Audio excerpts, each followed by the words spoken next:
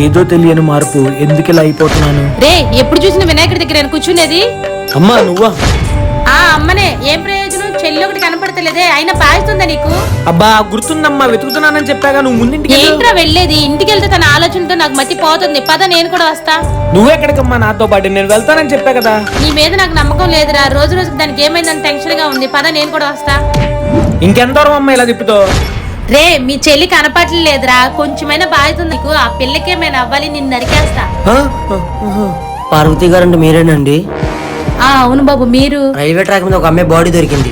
ఆ బాడీ మీద డ్రెస్ ఇదే, కానీ ఇది మీ అమ్మాయిగా చూసి చెప్తారా? మా ఇలాంటి డ్రెస్ ఆ పిల్లకి కూడా ఒకటి ఉండాలనుకుంటా కదా. లేదు, ఇది మా అమ్మాయిది కాదు, మా అమ్మాయిది కాదు. ఈ అమ్మాయి అయినా చూడండి. ఏమైంది? ఇది మా చెల్లి.